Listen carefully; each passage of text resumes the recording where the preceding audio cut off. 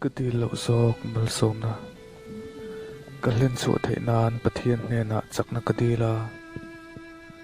thu oi taka kazir thei nan chaklovin min siama thil ro pui tak kati thei nan riselna kadila thil ro pui zok dang kati thei nan risel lo na min pea kalim thei nan hausakna kadila kafin thei nan re thei na min pea mi in min choi moi thei nan thil ti thei na kadila